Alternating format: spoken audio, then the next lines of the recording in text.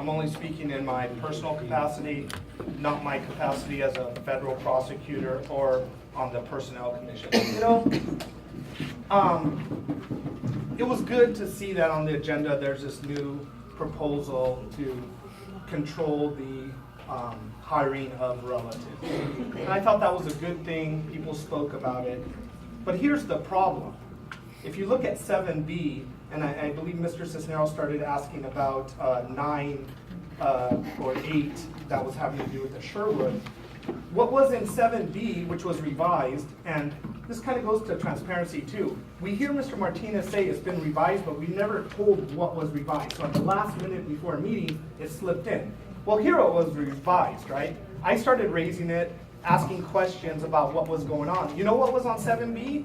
You were going to try to hire, or Ms. Cupchoy was going to try to hire her mother and her mother's friend as a consultant. So if anybody goes to actually what's on 7B online before it was changed 10 minutes before the meeting, you'll see that on page 2, they're trying to hire Eva Cupchoy and John Garza at $30 an hour, some sort of teaching having to do with the gardens. Then it's amended at the very last minute, taken off because I started asking questions.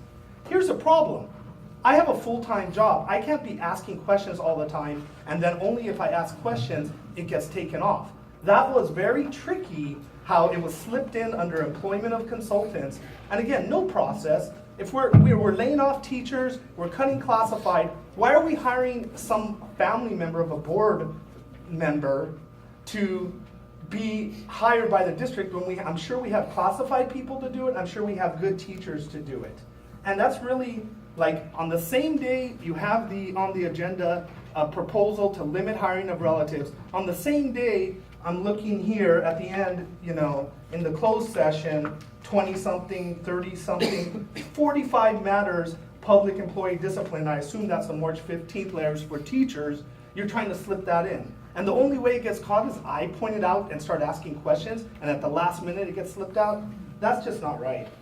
And I just had to highlight it. Of course, she's not here today, probably because I was going to highlight it. And then at the same point, we have 8E got pulled because I started asking questions about hiring another attorney, and 8F, you're still trying to hire this Shinoff guy.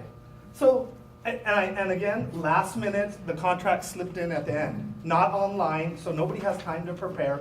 What I did notice in that contract, this guy should not be hired. I've already discussed it last meeting about all the problems. What I didn't see in that contract was that the district shouldn't have to pay for travel, shouldn't have to pay for travel time. What I did see in that was they're asking you guys to waive your right to sue. So you know he got sued down in San Diego and had to pay $1.2 million, but you're going to sign a contract where you agree not to sue when he violates stuff, and it should provide for attorney's fees. So again, please, I urge you to look very carefully at that one. And I apologize for going over 10 seconds. Thank you.